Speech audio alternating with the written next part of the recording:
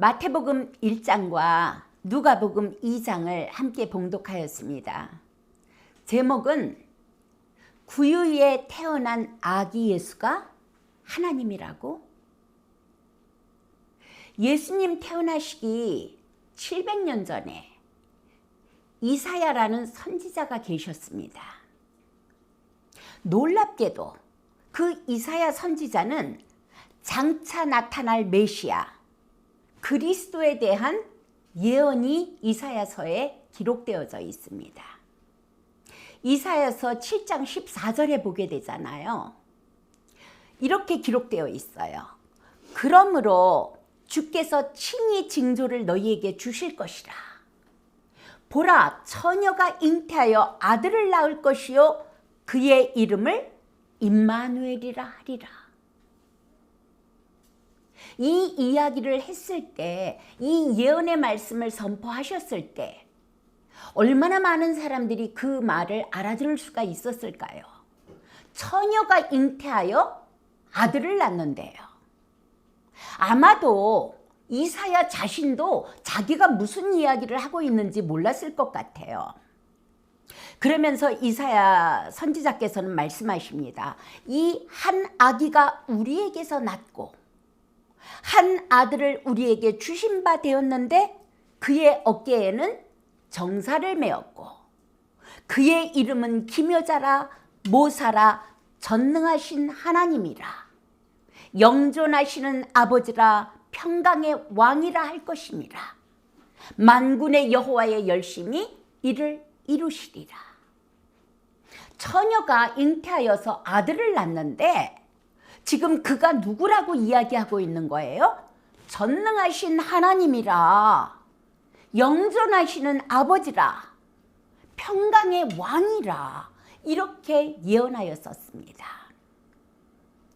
그때 이사야 선지자를 통하여서 예언되었던 그 처녀가 잉태하여 아들을 낳는 일이 바로 오늘 마태복음 1장과 누가복음 2장에 아주 자세하게 기록되어져 있습니다. 마태복음 1장 18절을 볼게요. 예수 그리스도의 나심은 이러하니라. 그의 어머니 마리아가 요셉과 약혼하고 동거하기 전에 성령으로 잉태된 것이 나타났더니 그의 남편 요셉은 의로운 사람이라 그를 드러내지 아니하고 가만히 끊고자 하여 이 일을 생각할 때에 지금 마리아와 요셉이라는 청년들이 약혼을 했단 말이에요. 당시에 유대 땅에 그 관례가 어떠냐면 전통이 어떠냐면 약혼을 해놓고 나서 보통 6개월에서 1년이 되면 결혼을 하게 됩니다.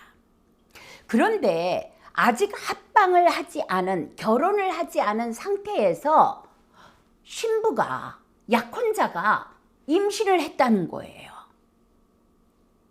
이거는 다른 말로 하면 불륜을 저질렀다는 이야기잖아요. 그런데 그 당시에 약혼자가 처녀가 불륜을 저지르면 돌에 맞아 죽어요. 그때의 관례예요. 그러나 이 신랑 요셉은 의로운 사람인지라 마리아로 하여금 돌에 맞아 죽게 할 수는 없지 않습니까? 그러니까 조용히 가만히 끊고자 하여서 어떻게 끊을까 이 일을 생각하고 있을 때에 그때 천사가 나타납니다.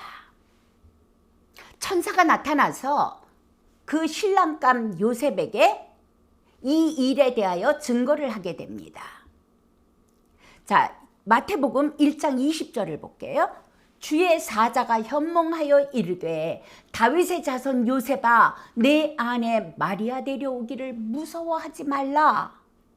그에게 잉태된 자는 성령으로 된 것이라.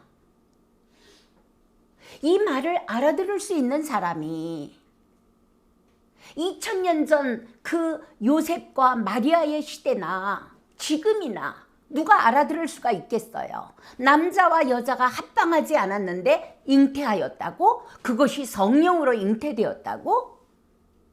당시에도 사람들이 믿을 수 없는 일이고 지금은 더더욱 믿을 수 없는 시대 아니겠습니까?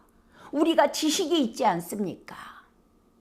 어떻게 이 사실을 믿겠습니까? 그러니까 지금도 많은 사람들이 이야기합니다. 어떻게 처녀가 애를 임신할 수 있다는 이야기야. 이거는 있을 수 없는 일이야 라고 믿지 못하는 사람들이 상당히 많습니다. 하물며 교회 다니는 사람들조차도 성령으로 잉태되었다는 것을 동의는 하고 있지만 사실은 믿지 못하는 사람들이 상당히 많다는 것이에요. 그런데 여러분 아세요?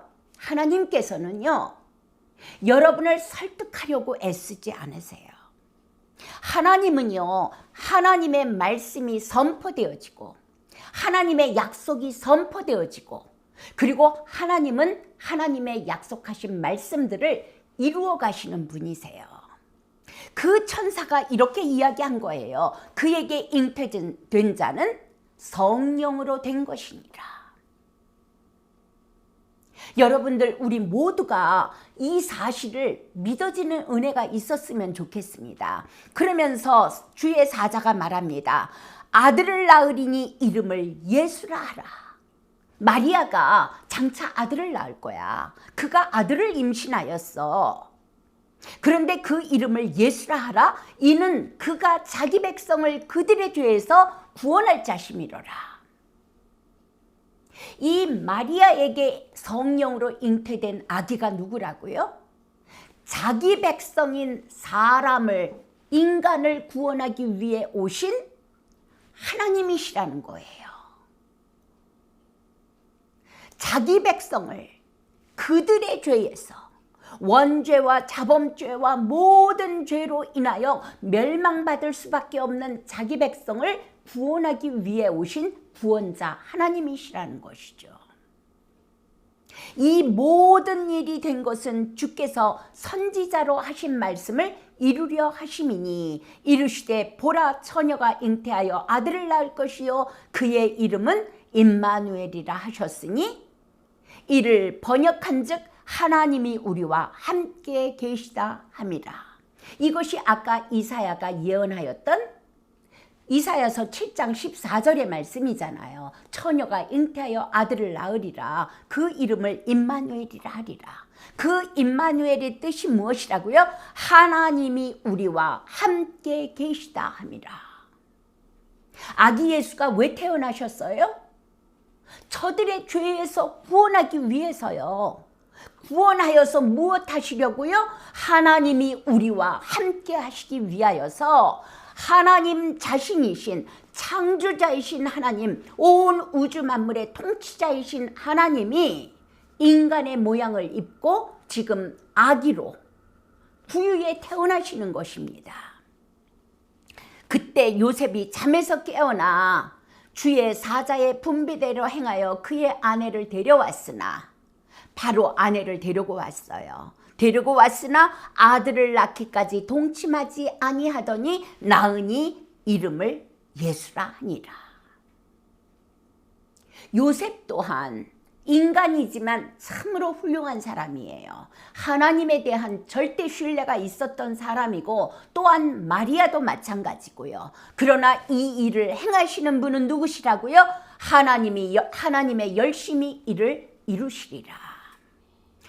오늘날에 많은 사람들이 마리아가 아들 예수를 낳았다는 것에 대해서 들었고 알고 있습니다. 그러나 이 사실을 믿는 사람들은 그리 많지 않습니다. 솔직히 이해가 되지도 않는 사람들이 무척 많다는 것이지요. 이 사실에 대해서 기록자 누가는 뭐라고 기록을 하고 있냐면 누가복음 2장을 볼까요? 2장 1절에도 예수님의 태어나실 때 이야기가 나와요. 그때에 가이사 아구스도가 영을 내려 천하로 다 호적하라 하였으니 이 호적은 구레뇨가 수리아 총독이 되었을 때에 처음 한 것이라.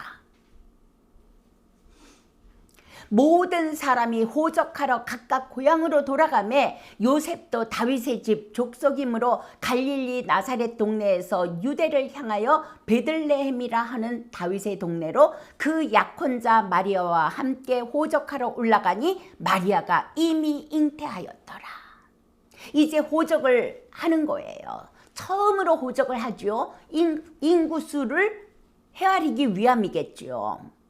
그때 요셉도 다윗의 족속이기 때문에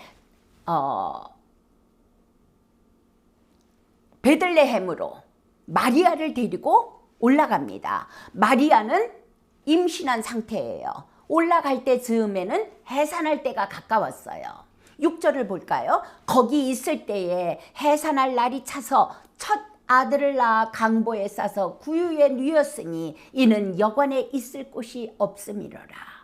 호적하러 사방에서 많은 사람들이 몰려왔기 때문에 여관에 방이 없는 거예요. 그런데 어느 마음씨 좋으신 여관 주인께서 구유를 내어주신 거예요. 아기를 낳아서 거기다 누이라고요. 그래서 예수님은 말구유에서 태어나시게 되는 것입니다. 그 아기 예수가 태어난 것을 본 증인들이 있어요. 그 이야기를 우리가 볼게요. 누가복음 2장 8절에 볼게요. 그 지역의 목자들이 밤에 밖에서 자기 양을 지키더니 주의 사자가 곁에 서고 주의 영광이 그들을 두루 비추매 크게 무서워하는지라. 천사가 이르되 무서워하지 말라. 보라, 내가 온 백성에게 미칠 큰 기쁨의 좋은 소식을 너희에게 전하노라. 오늘 다윗의 동네에 너희를 위하여 구주가 나셨으니 곧 그리스도 주시니라. 지금 예수님이 어디에서 태어나셨어요? 베들레헴이요. 다윗의 동네에서 태어나셨단 말이에요. 그 다윗의 동네에서 태어나신 아기 예수가 누구라고요? 구주가 나셨으니 곧 그리스도 주시니라. 메시아 주시니라. 우리가 수천 년을 그렇게 고대하고 고대하던 그리스도 메시아가 태어나셨느니라 라고 목동에게 나타나신 거예요. 12절을 볼게요. 너희가 가서 강보에 쌓여 구유에 뉘어 있는 아기를 보리니 이것이 너희에게 표적이 되리라. 가서 확인해 봐. 구유에 아기가 태어나 있어. 그가 우리 이스라엘 사람이, 유대 사람이 그렇게 고대하던 메시아 구주시라. 그러면서 호련히 수많은 천군과 천사들이 함께 하나님을 찬송하기 시작을 합니다. 지극히 높은 곳에서는 하나님께 영광이요, 땅에서는 하나님이 기뻐하신 사람들 중에 평화로다 하면서 천군 천사가 하나님께 영광을 돌리며 찬양을 하기 시작합니다. 사도 요한이 이 어린 예수가 태어났을 때 그 예수가 공생애를 시작하실 때 뭐라고 증거하셨는 줄 아세요? 그 어린 예수가, 구유에 태어난 예수가 태어나셨어요. 요한복음 1장 14절에 보면 그렇게 이야기를 해요. 말씀이 육신이 되어 우리 가운데 거하심에, 창조 때에 하나님과 함께 말씀으로 계시던 그분이 육신이 되어서 우리 가운데 거하심에, 요한복음 1장 10절에 이렇게 말씀하십니다. 그가 세상에 계셨으며 세상은 그로 말미암아 지은 바 되었으되, 그분이 창조자예요. 세상을 지으신 분이에요. 그런데 세상이 그를 알지 못하였고 그가 자기 땅에 오매 자기 백성이 영접하지 아니하였으나, 그러나 영접하는 자 곧 그 이름을 믿는 자들에게는 하나님의 자녀가 되는 권세를 주셨으니, 이 구유에 태어난 예수가 창조 때의 말씀으로 하나님과 함께 계셨던 창조자라는 거죠. 육신을 입고 오신 하나님이라는 거지요. 그래서 요한복음 1장 1절에는 그렇게 이야기하고 있는 거예요. 태초에 말씀이 계시느라 이 말씀이 하나님과 함께 계셨으니 이 말씀은 곧 하나님이시니라. 구유에 태어나신 아기 예수가 누구시라고요? 하나님이시라고요. 아까 우리가 읽었던 마태복음 1장 23절, 이사야 7장 14절의 말씀에 그렇게 되어 있잖아요. 보라, 처녀가 잉태하여 아들을 낳을 것이요 그 이름은 임마누엘이라 하리라. 이를 번역한즉 하나님이 우리와 함께 계시다. 구유에 태어난 아기 예수는 세상을 이처럼 사랑하사 영생을 주시기 위하여 대속을 위한 하나님의 어린 양으로 오시는 독생자 하나님이시라는 것입니다.